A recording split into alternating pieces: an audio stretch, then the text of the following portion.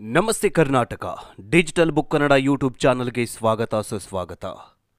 ಕಲಿಯುಗ ಯಾವಾಗ ಅಂತ್ಯ ಆಗತ್ತೆ ಅಂತ ನಾವೆಲ್ಲ ಪ್ರಶ್ನೆ ಮಾಡ್ತಾ ಇದ್ವಿ. ನಾವು ಯೂಟ್ಯೂಬ್ ವಿಡಿಯೋಗಳನ್ನು ಮಾಡಿದ್ದೀವಿ. ಆದರೆ ಈ ಪ್ರಶ್ನೆಗೆ ಈಗ ಪಕ್ಕ ಉತ್ತರ ಸಿಕ್ಕಂತೆ ಕಾಣಿಸ್ತಾ ಇದೆ. ವೋಟ್ ಮಾಡಿ ಗೆಲ್ಲಿಸಿದವರ ಭ್ರಷ್ಟಾಚಾರ, ಪೊಲಿಟಿಷಿಯನ್ಸ್ಗಳ ಸೆಕ್ಸ್ ಸ್ಕ್ಯಾಂಡಲ್, ಬಡವರ ದುಡ್ಡಲ್ಲಿ ಮಜಾ ಮಾಡ್ತಿರೋ ಶ್ರೀಮಂತರ, ಅಣ್ಣನ ಹೆಂಡತಿಯನ್ನ ತಮ್ಮ ಎಳೆದು ಸ್ನೇಹಿತನ ಹೆಂಡತಿಯ ಮೇಲೆ ಕಣ್ ಹಾಕ್ದ. ಅಬ್ಬಾ, ಒಂದ ಎರಡ. ಈ ಸಾಲಿಗೆ ದರ್ಶನ್ ಅನ್ನೋ ಲಕ್ಷ ಅಭಿಮಾನಿಗಳನ್ನ ಒಳಗೊಂಡಿರೋ ನಟನೂ ಕೂಡ ಸೇರಿದ್ದಾನೆ. ನೋಡಿ, ದೇವರು ಕೆಲವರಿಗೆ ಎಲ್ಲ ಕೊಟ್ಟರೂ ಅನುಭವಿಸೋಕೆ ಯೋಗ್ಯತೆ ಇರಲ್ಲ. ಇನ್ನು ಕೆಲವರು ಅನುಭವಿಸೋ ಯೋಗ್ಯತೆ ಇದ್ರೂ ಸರಿಯಾಗಿ ಜೀವನ ಮಾಡದೆ ಬದುಕನ್ನೇ ಹಾಳು ಮಾಡ್ಕೊಂಡು ಬಿಡ್ತಾರೆ. ಇಂಥವರ ಸಾಲಿಗೆ ಚಂದನ್ ಶೆಟ್ಟಿ, ರಾಜ್ಕುಮಾರ್ ಮೊಮ್ಮಗ ಯುವರಾಜ್ ಕೂಡ ಸೇರ್ತಾರೆ.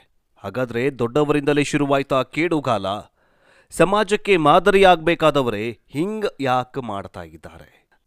ಹಿಂದೂ ಧರ್ಮದ ಪ್ರಕಾರ 4 ಯುಗಗಳಿವೆ: ಸತ್ಯಯುಗ, ತ್ರೇತಾಯುಗ, ದ್ವಾಪರ ಯುಗ, ಕಲಿಯುಗ. ಸತ್ಯಯುಗದಲ್ಲಿ ರಾಕ್ಷಸನ ಹೆಸರು ಹಿರಣ್ಯಕಶಪು ಅಂತ. ತ್ರೇತಾಯುಗದಲ್ಲಿ ರಾಕ್ಷಸನ ಹೆಸರು ರಾವಣ, ಬರೀ 3 ಅಕ್ಷರ ಬರುತ್ತೆ. ದ್ವಾಪರ ಯುಗದಲ್ಲಿ ರಾಕ್ಷಸನ ಹೆಸರು ಕಂಸ, 2 ಅಕ್ಷರ. ಆದರೆ ಕಲಿಯುಗದಲ್ಲಿ ಇದೇ ರಾಕ್ಷಸನ ಹೆಸರು ನಾ ಅಂದ್ರೆ ನಾನು. ಕಲಿಯುಗದಲ್ಲಿ ವ್ಯಕ್ತಿಯ ಅಂತ್ಯ ಯಾವಾಗ ಆಗತ್ತೆ ಅಂತಂದ್ರೆ, ನಾನು, ನಂದು, ನನ್ನದು ಅನ್ನುವಂತಹ ಅಹಂಕಾರ, ದುರಹಂಕಾರ ಯಾವಾಗ ಹೆಗಲ ಮೇಲೆ ಏರತ್ತೋ, ತಲೆ ಮೇಲೆ ಏರಿ ಕೂರತ್ತೋ, ಆಗಲೇ ಆ ವ್ಯಕ್ತಿಯ ಅಂತ್ಯವಾಗತ್ತೆ ಅಂತ ಹಿಂದೂ ಋಷಿಮುನಿಗಳು ಹೇಳಿದ್ದಾರೆ. ಅಹಂಕಾರ, ದೌಲತ್ತು, ನಂದು, ನಾನು, ನನ್ನೆದೆ, ನನ್ನಿಂದಲೇ ಅಂತ ಯಾರೆಲ್ಲ ಜಂಬ ಕೊಚ್ಕೊಂಡು ದುರಹಂಕಾರದಿಂದ ಮೆರಿತಾರೋ ಅವರಿಗೆ ಕಲಿಯುಗದಲ್ಲೇ ಪಾಠ ಕಲಿಸುತ್ತೆ ಆ ದೇವರು ಅನ್ನುವಂತಹ ನಂಬಿಕೆ ಇಂದು ನಿಜವಾಗಿದೆ. ನಾನು, ನನ್ನದು ಅಂತ ಮೆರಿತಾ ಇದ್ದ ಒಬ್ಬ ನಟ ಇಂದು ಜೈಲು ಪಾರಾಗಿದ್ದಾನೆ. ಅವನೇ ನಟ ದರ್ಶನ್ ತೂಗುದೀಪ. ದರ್ಶನ್ ತೂಗುದೀಪ ಇದ್ದಷ್ಟು ದಿನಗಳವರೆಗೆ ನಾನೇ, ನಂದೇ, ದೌಲತ್ತಿನ ದರ್ಬಾರ್ನಲ್ಲಿ ದುರಹಂಕಾರದಿಂದ ಮೆರಿತಾಗಿದ್ದ. ಆದರೆ ಇಂದು ಅದೇ ನಾ ಅನ್ನೋ ರಾಕ್ಷಸ ದುರಹಂಕಾರವನ್ನ ಕಮ್ಮಿ ಮಾಡಿದೆ. ಬನ್ನಿ, ದರ್ಶನ್ ಹೇಗೆಲ್ಲ ದುರಹಂಕಾರದಿಂದ ಮೆರಿತಾ ಇದ್ರು, ಈಗ ಅವರ ಸ್ಥಿತಿ ಹೇಗಾಗಿದೆ, ಇಷ್ಟೆಲ್ಲ ಮಾಡಿದ ನಂತರಲೂ ಕೂಡ ರಿಪೇರಿ ಆಗ್ತಾರಾ ಇಲ್ವಾ ಅಂದು ತನ್ನ ಧರ್ಮಪತ್ನಿಯ ಮೇಲೆ ಕೈ ಮಾಡಿದ್ದ, ಹಲ್ಲೆ ಮಾಡಿದ್ದ.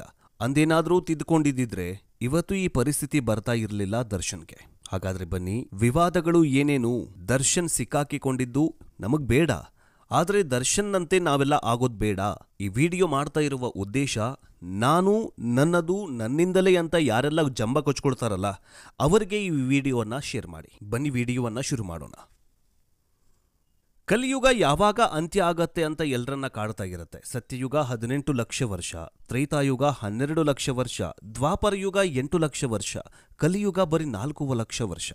ಬರ್ತಾ ಬರ್ತಾ ಈ ಯುಗಗಳ ವರ್ಷ ಕಮ್ಮಿ ಆಗ್ತಾ ಬಂದಿದೆ. ಕಲಿಯುಗದ ಆಯಸ್ಸು ಬರೀ 4 ಲಕ್ಷ ವರ್ಷ. ಈ ಕಲಿಯುಗ ಭರ್ತಿ 4 ಲಕ್ಷ ವರ್ಷದಲ್ಲಿ ಪೂರ್ಣವಾಗುತ್ತಾ ಅಥವಾ ಮಧ್ಯದಲ್ಲೇ ಅಂತ್ಯವಾಗುತ್ತಾ? ಇನ್ನುಳಿದ ವರ್ಷಗಳಲ್ಲಿ ಏನೆಲ್ಲ ಘಟನೆಗಳು ಸಂಭವಿಸುತ್ತೆ? ಮತ್ತೆ ಮರಳಿ ಸತ್ಯಯುಗ ಯಾವಾಗ ಆರಂಭವಾಗತ್ತೆ ಅಂತ ಜನರನ್ನ ಕಾಡ್ತಾ ಇರುವ ಪ್ರಶ್ನೆ. ಆದರೆ ಇಲ್ಲಿ ಒಂದು ಗಮನಿಸಬೇಕು, ಏನಂತಂದ್ರೆ ಸತ್ಯಯುಗ, ತ್ರೇತಾಯುಗ, ದ್ವಾಪರಯುಗ, ಕಲಿಯುಗ ಇವುಗಳ ಆಯಸ್ಸು ಅಂದ್ರೆ ಇವು ಇದ್ದಂತಹ ವರ್ಷ ಬರ್ತಾ ಬರ್ತಾ ಕಮ್ಮಿ ಆಗಿವೆ. ಅದೇ ಥರ ಸತ್ಯಯುಗದಲ್ಲಿ ಹಿರಣ್ಯಕಶಿಪು, ತ್ರೇತಾಯುಗದಲ್ಲಿ ರಾವಣ, ದ್ವಾಪರ ಯುಗದಲ್ಲಿ ಕಂಸ, ಕಲಿಯುಗದಲ್ಲಿ ನಾನು. ಹೀಗೆ ಪ್ರತಿ ಯುಗದಲ್ಲೂ ಕೂಡ ಒಬ್ಬೊಬ್ಬ ರಾಕ್ಷಸನ ಹೆಸರು ಬರ್ತಾ ಬರ್ತಾ ಕಮ್ಮಿ ಆಗ್ತಾ ಬಂದಿದೆ. ಅವನ ರಾಕ್ಷಸನ ಹೆಸರು ಯಾವಾಗ ಹಿರಣ್ಯಕಶಿಪು, ರಾವಣ ಮತ್ತು ಕಂಸನಿಂದ ಹೇಗೆ ಯುಗಗಳು ಅಂತ್ಯವಾದವೋ ಹಾಗೆ ಕಲಿಯುಗವೂ ಕೂಡ ನಾನು, ನನ್ನದು ಅಂತ ಯಾರೆಲ್ಲ ಭಾವಿಸ್ತಾರೋ ಅವರೆಲ್ಲರ ಅಂತ್ಯವಾಗತ್ತೆ ಅಂತ ಮೊದಲೇ ಪುರಾಣಗಳಲ್ಲಿ ಬರೆದಿಟ್ಟಿದ್ದಾರೆ. ಇದಿಷ್ಟೇ ಅಲ್ಲದೆ ಸಮಾಜಕ್ಕೆ ಮಾದರಿಯಾಗಬೇಕಾದ ವ್ಯಕ್ತಿಗಳೇ ರಾಕ್ಷಸನಂತೆ ವರ್ತಿಸ್ತಿದ್ದಾರೆ. ಬಡವರು ಬಡವರಾಗೇ ಉಳಿದಿದ್ದಾರೆ, ಬಡವರನ್ನ ಶಿಕ್ಷಿಸ್ತಾ ಇದ್ದಾರೆ. ಶ್ರೀಮಂತ ಅನ್ನೋ ಧಿಮಾಕಿನಿಂದ ಮೆರೆತಿರೋರಿಗೆ ಗೊತ್ತಿಲ್ಲ ತಾನು ಶ್ರೀಮಂತ ಆಗಿರೋದು ಇದೇ ಬಡವರಿಂದನೇ ಅಂತ. ಇನ್ನು ರಾಜಕೀಯದವರ ಕಡೆ ಬರೋಣ. ಎಲೆಕ್ಷನ್ ಟೈಮಲ್ಲಿ ಮನೆ ಮನೆಗೆ ಬಂದು ಮತ ಕೇಳ್ತಾರೆ. ಎಲೆಕ್ಷನ್ ಆದಮೇಲೆ ಮನೆಗೆ ಬಿಡಿ, ಮನೆ ರೋಡ್ಗೂ ಬರೋದಕ್ಕೆ ಅಪಾಯಿಂಟ್ಮೆಂಟ್ ತಗೊಳ್ತಾರೆ. ಮತ ಹಾಕಿದ್ರೆ ಕೆಲಸ ಆಗತ್ತೆ ಅಂತ ಅಂದ್ಕೊಂಡಿದ್ರೆ ಆ ಕೆಲಸಕ್ಕೂ ದುಡ್ಡು ಕೊಡ್ತಾರಾ ಅನ್ನುವಂತಹ ನಾಯಕರು ಇದ್ದಾರೆ. ಇದೇ ಮತದಾರರಿಂದಲೇ AC ಕಾರಲ್ಲಿ ವಿಧಾನಸೌಧದಲ್ಲಿ ಆರಾಮಾಗಿ ಕುಳಿತುಕೊಳ್ಳೋ ಹಾಗೆ ಮಾಡಿದ್ದೇ ನಾವು. ನಂತರ ನಮ್ಮ ಕೈಗೆ ಚೊಂಬು ಕೊಟ್ಟು ಹೋಗ್ತಾರೆ. ಇನ್ನು ಸಿನಿಮಾ ರಂಗಕ್ಕೆ ಬರೋದಾದ್ರೆ, ಆಂಧ್ರದಲ್ಲಿ ಸಿನಿಮಾ ದಿಗ್ಗಜರು ರಾಜ್ಯವನ್ನ ನಡೆಸ್ತಿದ್ದಾರೆ. ಮುಖ್ಯಮಂತ್ರಿಗಳಾಗಿದ್ದಾರೆ. ಆದ್ರೆ ನಮ್ಮ ಕನ್ನಡ ಸ್ಯಾಂಡಲ್ವುಡ್ ನೋಡಿ ಎಂತೆಂಥ ಪ್ರಕರಣಗಳಲ್ಲಿ ದೊಡ್ಡ ದೊಡ್ಡ ನಟರೇ ಜೈಲು ಪಾಲಾಗಿದ್ದಾರೆ. ಮೊದಲೆಲ್ಲ ಸಿನಿಮಾ ನೋಡಿ ಜೀವನ ರೂಪಿಸ್ಕೊಳ್ತಾ ಇದ್ರು, ಸಿನಿಮಾನ ಎಂಟರ್ಟೈನ್ಮೆಂಟ್ ತರ ನೋಡ್ತಾ ಇದ್ರು. ಆದ್ರೆ ಈಗ ಕಾಲ ಬದಲಾಗಿದೆ. ಸಿನಿಮಾ ನೋಡಿ ಜೀವನ ರೂಪಿಸಿಕೊಳ್ಳೋದು ಬಿಟ್ಟು ಸಿನಿಮಾ ನಟರನ್ನ ನೋಡಿ ಅವರಂತೆ ಆಗೋಕೆ ಹೊರಟಿದ್ದಾರೆ.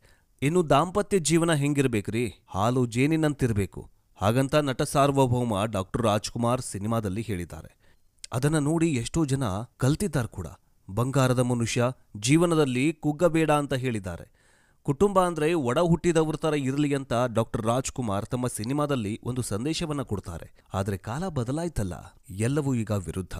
ತಂದೆ ಮಕ್ಕಳು ಸಮಾಜದಲ್ಲಿ ಒಂದಿನಾನೂ ತಲೆ ತಗ್ಸಿಲ್ಲ. ಅಂದು ರಾಜನಂತೆ ಜೀವನ ಮಾಡಿ ಕೋಟಿ ಕೋಟಿ ಅಭಿಮಾನಿಗಳೇ ಸ್ಫೂರ್ತಿಯಾಗಿ ಮೆರೆದಿದ್ದ ರಾಜ್ಕುಮಾರ್ ಸಮಾಜ ಸೇವೆ, ಬಡವರಿಗೆ ಸಹಾಯ ಮಾಡಿ ಪುನೀತ್ ರಾಜ್ಕುಮಾರ್ ದಾನವೀರ ಶೂರಕರ್ಣ ಅಂತ ಅನಿಸ್ಕೊಂಡಿದ್ದಾರೆ. ಆದ್ರೀಗ ಅದೇ ದೊಡ್ಡಮನೆಯ ಮೊಮ್ಮಗ ಯುವರಾಜ ಬಾಳು ಹಾಲು ಜೇನಾಗೋದು ಬಿಟ್ಟು ಜ್ವಾಲಾಮುಖಿ ಸ್ಫೋಟವಾಗಿದೆ.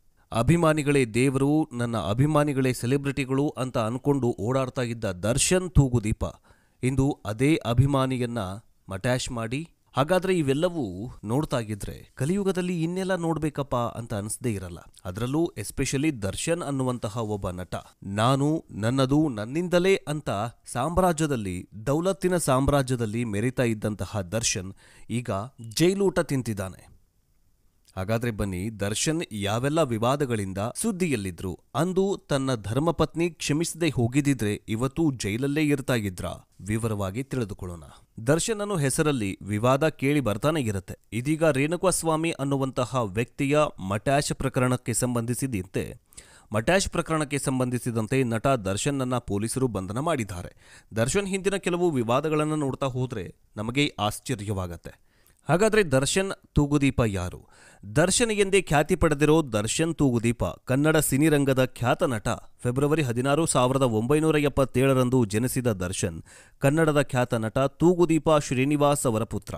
ಮೆಜೆಸ್ಟಿಕ್ ಚಿತ್ರದ ಮೂಲಕ ಕನ್ನಡ ಚಿತ್ರರಂಗಕ್ಕೆ ಪಾದಾರ್ಪಣೆ ಮಾಡ್ತಾರೆ. ಚಿತ್ರ ಭಾರೀ ಯಶಸ್ವಿಯಾಗಿದ್ದ ನಂತರ ಅಲ್ಲಿಂದ ದರ್ಶನ್ ಯುಗ ಶುರುವಾಗತ್ತೆ. ಅದಾದ ನಂತರ ಕರಿಯ, ನಮ್ಮ ಪ್ರೀತಿಯ ರಾಮು, ಗಜ ಸೇರಿದಂತೆ ಅನೇಕ ಹಿಟ್ ಸಿನಿಮಾಗಳನ್ನ ನೀಡ್ತಾ ಹೋಗ್ತಾರೆ. ಅಭಿಮಾನಿಗಳು ಕೂಡ ಜಾಸ್ತಿ ಆಗ್ತಾರೆ. ಆಗ ಅಭಿಮಾನಿಗಳ ಪ್ರೀತಿ ಜಾಸ್ತಿ ಆದಾಗ ಅದೇ ಅಹಂ ಬರತ್ತಂತ ಅನ್ಸುತ್ತೆ. ಹೀಗೆ ಸಕ್ಸಸ್ ಸ್ಟಾರ್ ಆದವರು ಮುಂದೆ ಮುಂದೆ ಡರ್ಟಿ ಸ್ಟಾರ್ ಆಗೋದಕ್ಕೆ ಶುರುವಾಗ್ತಾರೆ.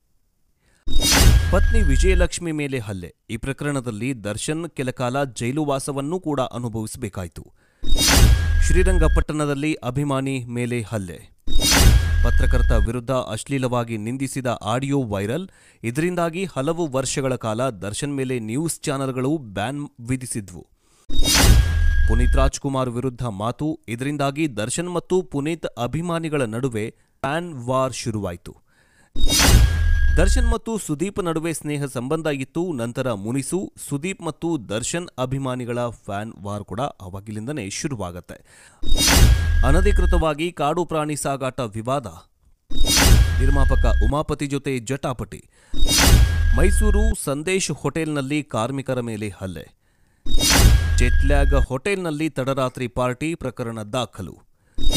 ತನ್ನ ಆಪ್ತ ಸೂರಜ್ ಸಿನಿಮಾ ನಿಂತು ಹೋದ ವಿಚಾರಕ್ಕೆ ನಿರ್ಮಾಪಕ ಭರತ್ಗೆ ಬೆದರಿಕೆ.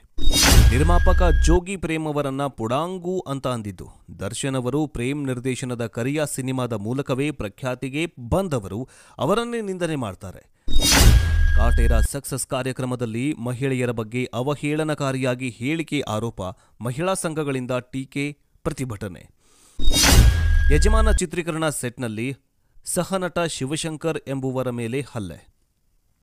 ಹುಲಿಯುಗುರು ಪ್ರಕರಣದಲ್ಲಿ ದರ್ಶನ್ ಮೇಲೂ ಕೂಡ ದಾಳಿ ಮಾಡಿದ್ದ ಅರಣ್ಯ ಇಲಾಖೆ. ದರ್ಶನ್ ಅವರಿಂದ ಹುಲಿಯುಗುರು ವಶಪಡಿಸಿಕೊಳ್ಳಲಾಗಿತ್ತು. ದರ್ಶನ್ ಅವರ ಸಾಕು ನಾಯಿ ದಾಳಿ ದೂರು ದಾಖಲಿಸಿದ್ದ ಮಹಿಳೆ. ಇವು ಬರೀ ಏನಂತಂದ್ರೆ ಎನ್ನಿಕೆಗೆ ಬರುವಷ್ಟು, ನೆನಪಿಗೆ ಬಂದಿದ್ದಷ್ಟನ್ನ ನಾವು ನಿಮ್ಮ ಮುಂದೆ ಹೇಳ್ತಾ ಇದ್ದೀವಿ. ಪ್ರಕರಣ ದಾಖಲಾಗ್ತಾ ಇದ್ದಂತೆ, ಜೈಲು ಸೇರ್ತಾ ಇದ್ದಂತೆ ಮಹೇಶ್ ಎಂಬುವಾತ ಮತ್ತೊಂದು ಪ್ರಕರಣವನ್ನ ದಾಖಲು ಮಾಡಿಕೊಂಡಿದ್ದಾರೆ. ಅದೇನಂತಂದ್ರೆ ಮಹೇಶು ದರ್ಶನ್ ಮನೆಯಲ್ಲಿ ಕೆಲಸ ಮಾಡ್ಕೊಂಡಿದ್ದ. ದರ್ಶನ್ ಗೂಳಿ ಅವರಿಗೆ ತಿವಿದಿತ್ತು. ಆಸ್ಪತ್ರೆಗೆ ಹೋಗಿ ಟ್ರೀಟ್ಮೆಂಟ್ ತಗೊಂಡು ಬರ್ತಾರೆ. ಸರ್, ನನಗೆ ನಡೆಯಕ್ಕಾಗ್ತಿಲ್ಲ, ನನಗೆ ಕೂತ್ಕೊಳ್ಳೋಕ್ಕಾಗ್ತಿಲ್ಲ, ನನಗೆ ಏನಾದ್ರೂ ಪರಿಹಾರ ಕೊಡಿ ಅಂತಂದಾಗ ಆ ವ್ಯಕ್ತಿಯ ಮೇಲೆ, ಅವನ ಹೆಂಡತಿಯ ಮೇಲೆ ನಾಯಿ ಚೂ ಬಿಟ್ಟಿದ್ರು ಅನ್ನುವಂತಹ ಆರೋಪ ಇದೆ. ಈಗ ಅವರು ಮನೆಯಲ್ಲಿ ಬೆಡ್ ರೆಸ್ಟ್ ಪಡಿತಿದ್ದಾರೆ. ಇಂತಹ ಕ್ರೂರಿ ಕೆಲಸಗಾರರ ಮೇಲೆ ನಾಯಿ ಚೂ ಬಿಡೋದು, ಇವೆಲ್ಲ ದರ್ಶನ್ನ ಕ್ರೌರವನ್ನ ಎತ್ತಿ ತೋರಿಸುತ್ತೆ. ಆದರೆ ದುರಹಂಕಾರ, ದೌಲತ್ತು, ನಾನು, ನನ್ನದು ಅಂತ ಯಾರೆಲ್ಲ ಬೇಗ್ತಾರೋ ಅವರಿಗೆ ಕೊನೇ ಕ್ಷಣದಲ್ಲಿ ದೇವರು ಪಾಠ ಕಲಿಸ್ತಾನೆ. ಇದು ಕಲಿಯುಗ. ವಿಡಿಯೋ ಇಷ್ಟವಾದಲ್ಲಿ ಒಂದು ಲೈಕ್ ಮಾಡಿ, ಕಮೆಂಟ್ ಮಾಡಿ, ಜೊತೆಗೆ ದರ್ಶನ್ ಮಾಡಿದ್ದು ಸರಿನಾ ತಪ್ಪ ಕಮೆಂಟ್ ಮೂಲಕ ತಿಳಿಸಿ. ಮುಂದಿನ ವಿಡಿಯೋದಲ್ಲಿ ಮತ್ತೆ ಸಿಗೋಣ. ಜೈ ಹಿಂದ್, ಜೈ ಕರ್ನಾಟಕ. ಎಲ್ಲರಿಗೂ ಶರಣು ಶರಣಾರ್ಥಿ. ಜೈ ಶ್ರೀರಾಮ್.